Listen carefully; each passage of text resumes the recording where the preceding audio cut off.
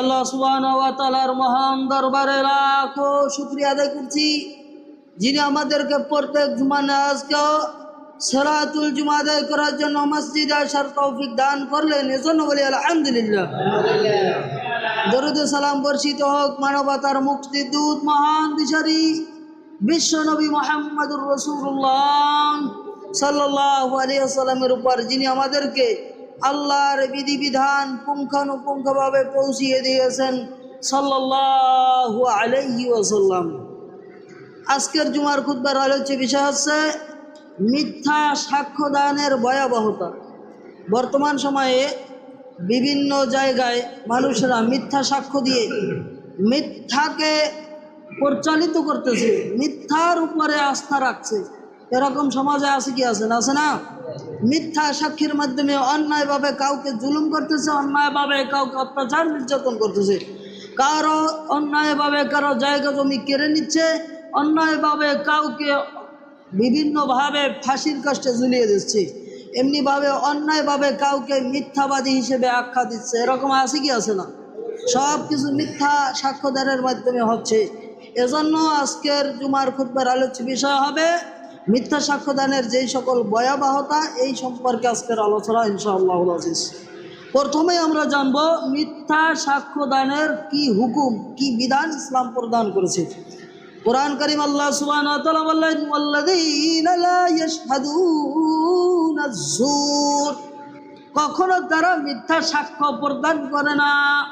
ওয়া ইযা মাররু বিল-লাগwi মাররু কিরামা, আর যখন ওই মুত্তাকি ব্যক্তিরা, মুমিন ব্যক্তিরা, আল্লাহর প্রকৃত বান্দারা, রহমানের বান্দারা যখন অসারক ক্রিয়াকল্পের কাজ থেকে যখন অতিক্রম করে, তখন তারা মাররু কিরামা, তারা সম্মানকে বজায় রাখে, সম্মান বজায় রেখে নিজের ভারসাম্যতা রক্ষা করে তারা অতিক্রম করতে থাকে। এই জন্য মুমিন ব্যক্তিরা, মুত্তাকি ব্যক্তিরা, আল্লাহর প্রকৃত বান্দারা, রহমানের বান্দারা কখনো মিথ্যা সাক্ষ্য প্রদান করে না।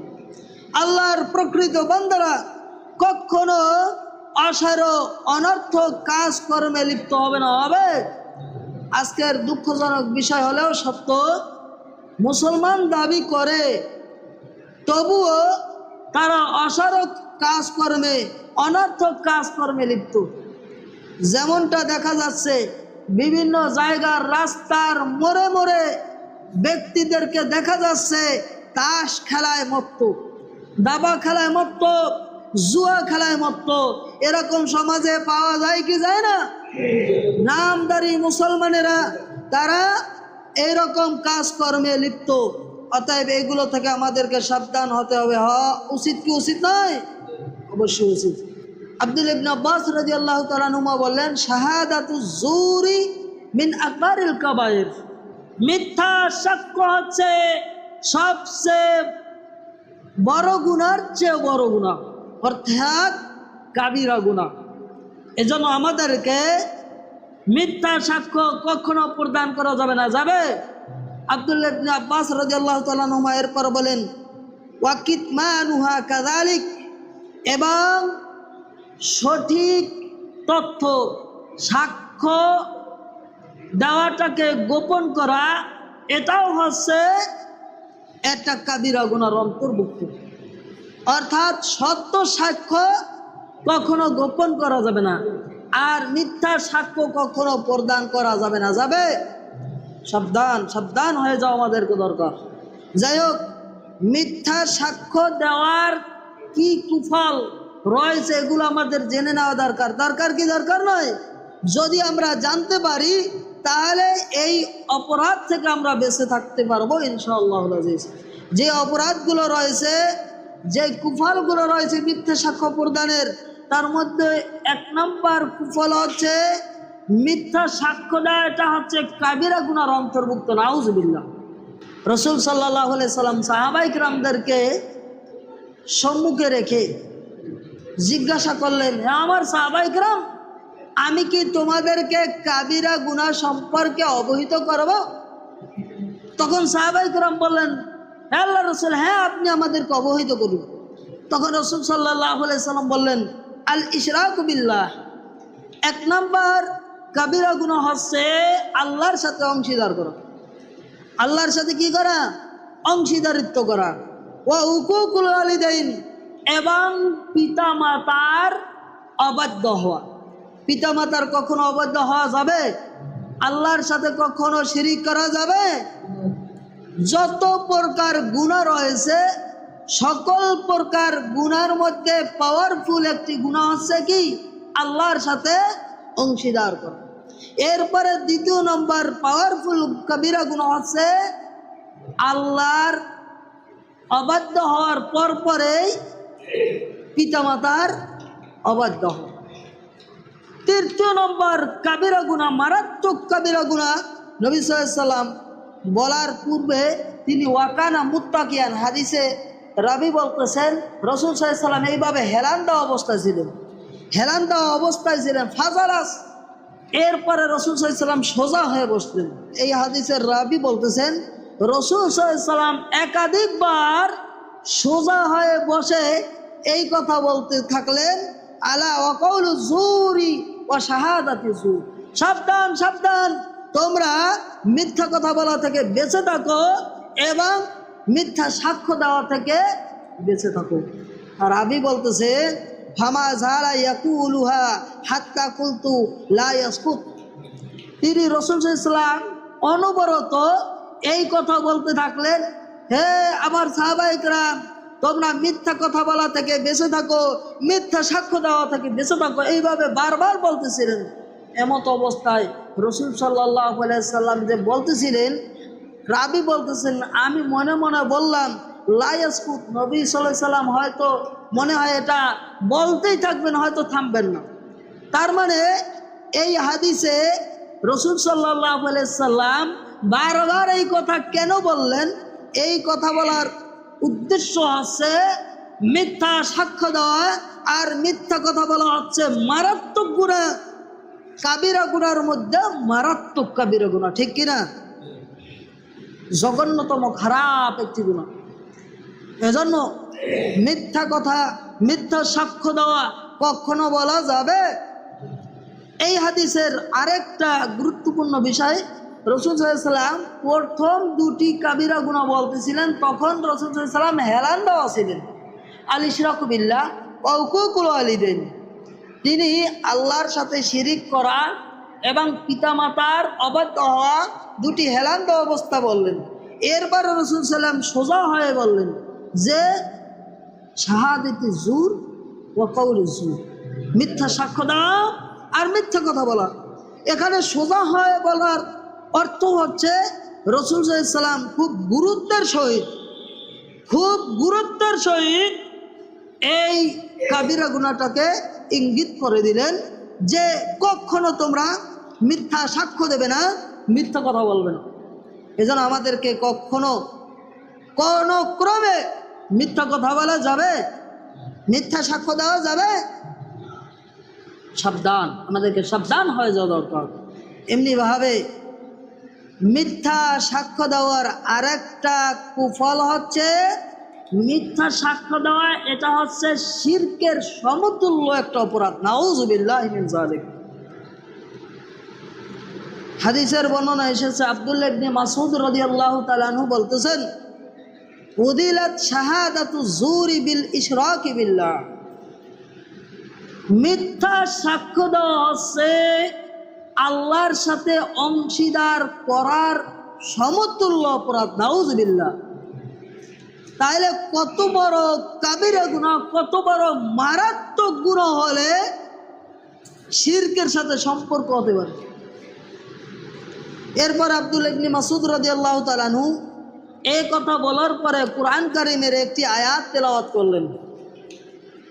আয়াতটা হচ্ছে ফাজতানিবুর রিজসা মিনাল আওসান, সাবধান সাবধান, তোমরা মূর্তিদের অপবিত্রতা থেকে বেঁচে থাকো।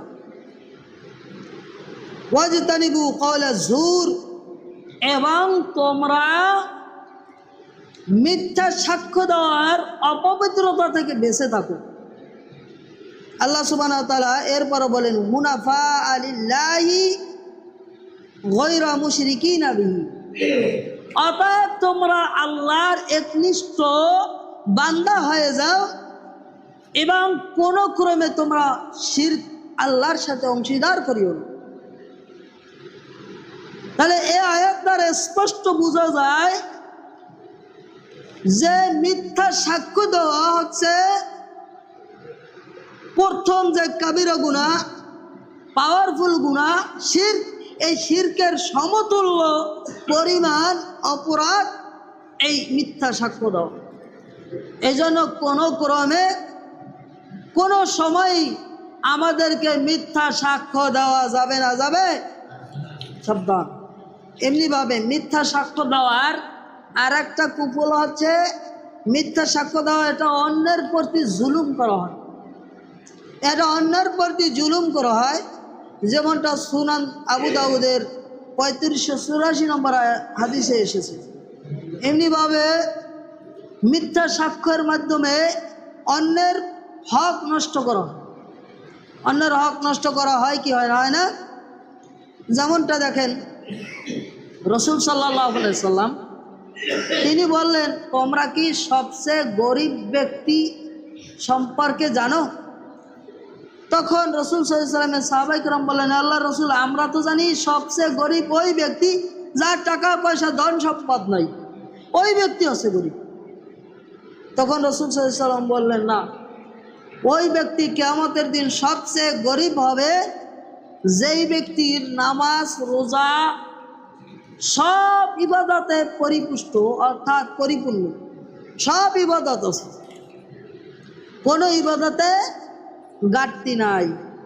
পাশাপাশি সে অন্যের প্রতি জুলুম করেছে, অন্যের প্রতি অনাচার করেছে, অন্যায় অবিচার করেছে, অন্যের হক নষ্ট করে খেয়েছে, অন্যকে কষ্ট দিয়েছে। এই যে কষ্ট দিয়েছে, যেই কারণে কিয়ামতের দিন ওই ব্যক্তির আমল নামা ওই অন্যায়ভাবে যাদেরকে অনাচার করেছে, অন্যায়ভাবে কষ্ট করেছে, কষ্ট দিয়েছে, তাদেরকে সমস্ত আমল নামা দিয়ে দেওয়া হবে, নাউজুবিল্লাহ। এমত অবস্থায় পাওনাদারদের পাওনা থেকে যাবে। তখন ওই পাওনাদারদের গুনাহ, সমস্ত গুনাহ তাদের ওই ব্যক্তির ঘাড়ে চাপিয়ে দিয়ে দেওয়া হবে, নাউজুবিল্লাহ। তখন কি আর তার কি কোনো উপায় থাকবে? রাসূল সাল্লাল্লাহু আলাইহি সাল্লাম বলেন, ওই ব্যক্তি সবচেয়ে গরিব। এজন্য আমাদেরকে কোনো ক্রমে কাউকে অন্যায়ভাবে অন্যের হক নষ্ট করা যাবে, অন্যায়ভাবে কাউকে জুলুম করা যাবে, সাবধান সাবধান হয়ে যাওয়া দরকার।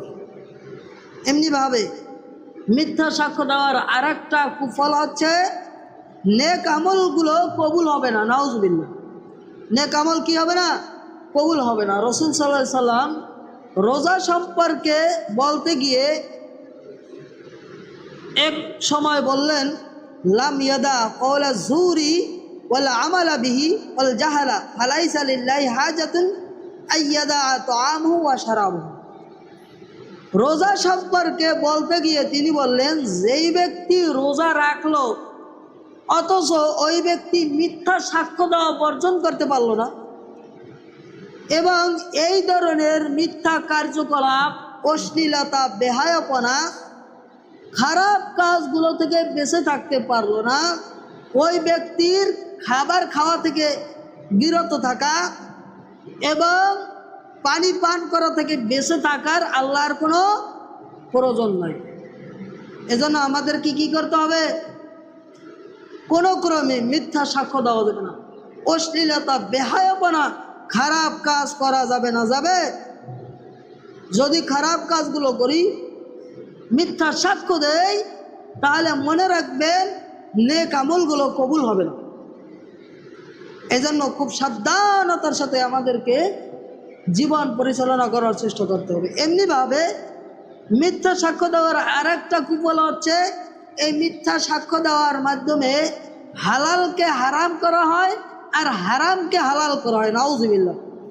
এটা আল্লাহর একটা নাফরমানিমূলক একটি কাজ, কুফরিমূলক একটি কাজ। অতএব কোনো ক্রমে মিথ্যা সাক্ষ্য দেওয়া যাবে যাবে।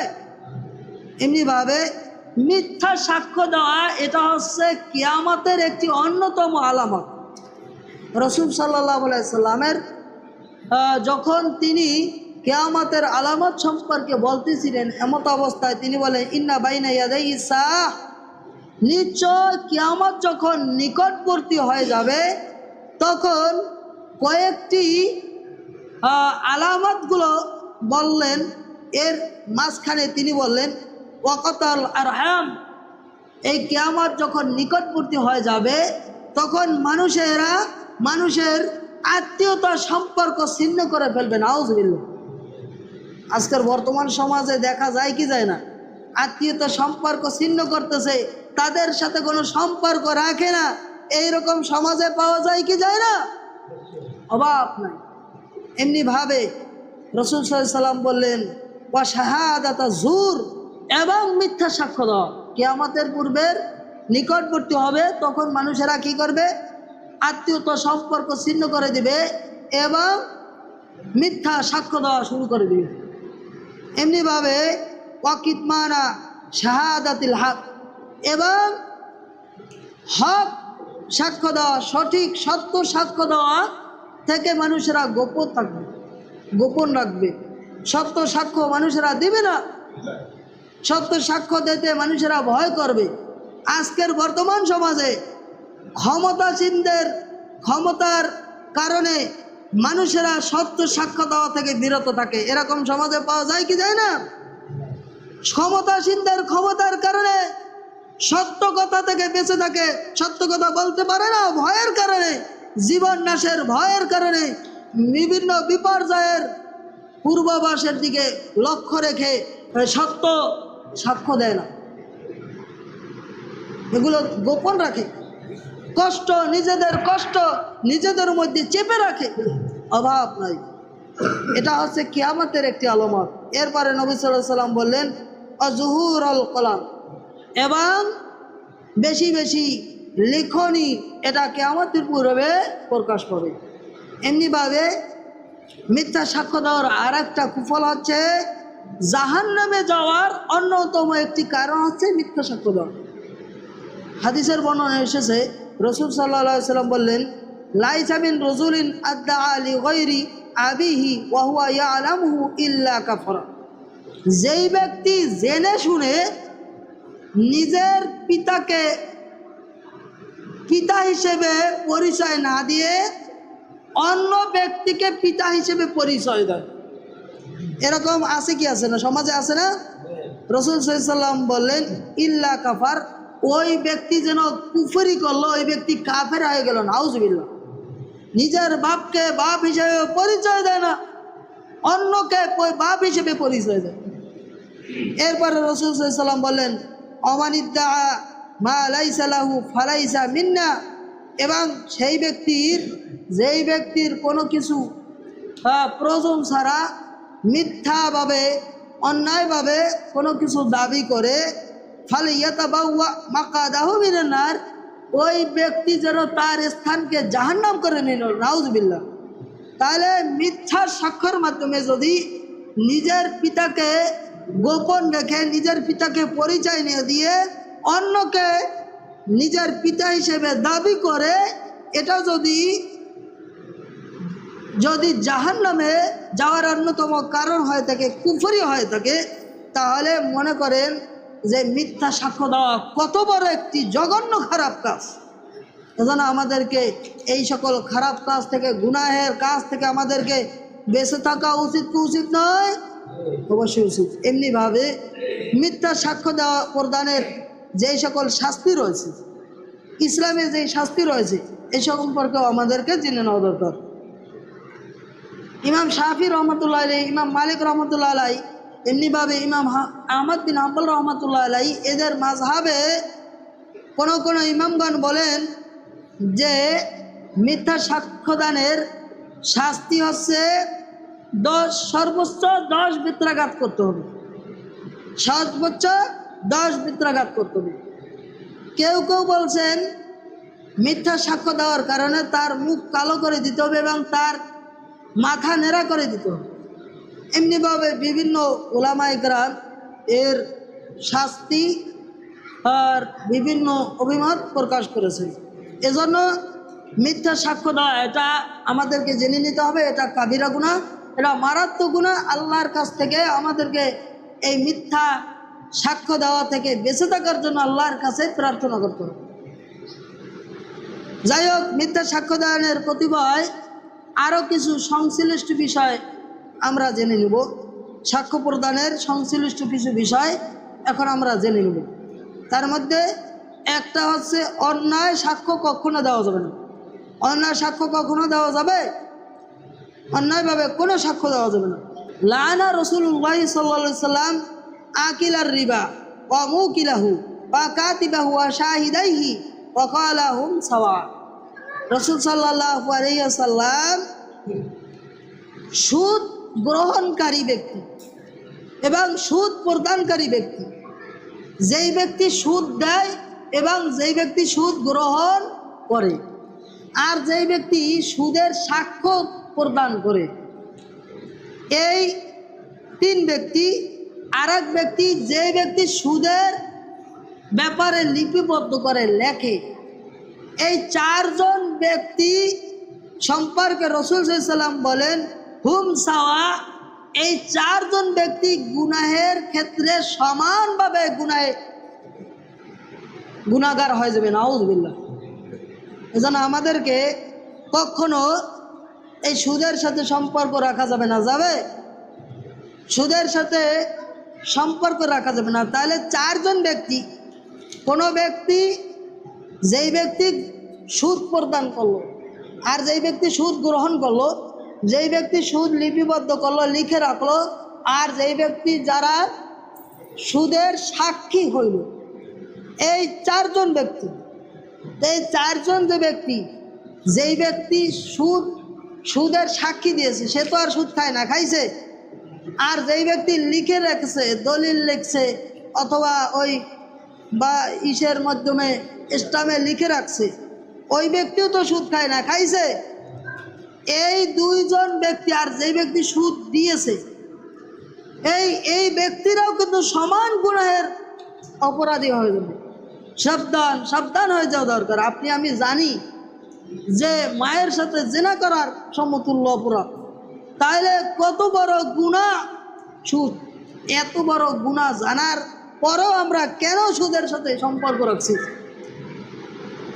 সুদের সাথে সম্পর্ক রাখলে আল্লাহ এবং রসুলের বিরুদ্ধে যুদ্ধ ঘোষণা করা হয়।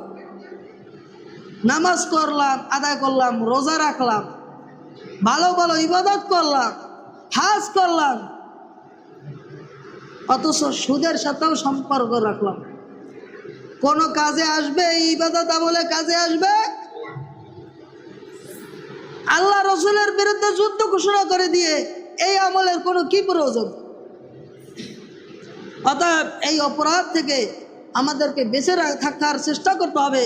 যারা সুদের সাথে সম্পর্ক রেখেছেন, এখনো রয়েছেন, আল্লাহকে ভয় করুন। আল্লাহকে ভয় করে সুদের সাথে সম্পর্কটা ছেড়ে দেন, এবং যারা সুদের টাকা লাগিয়েছেন তারা ওই অতিরিক্ত টাকা মাফ করে দিয়ে মূলধন আপনারা নিয়ে আসুন, চেষ্টা করুন।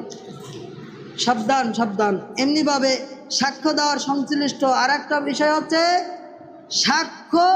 সত্য সাক্ষ্য কখনো গোপন করা যাবে না, কখনো গোপন করা যাবে না। এমনিভাবে সাক্ষ্য প্রদানের ক্ষেত্রে মুসলিম ব্যক্তি বালেগ, এমনিভাবে আদেল অর্থাৎ ন্যায় নিষ্ঠ ব্যক্তি ছাড়া কোনো ব্যক্তির সাক্ষ্য গ্রহণযোগ্য হবে না। এমনিভাবে বিচারক, যেই ব্যক্তি বিচার করবেন কোনো বিষয়ে, হকের বিষয়ে, কোনো বিষয়ের ক্ষেত্রে, অবশ্যই ওই ব্যক্তিকে প্রকাশ্য বিষয় দেখে তাকে বিচার ফয়সালা করতে হবে।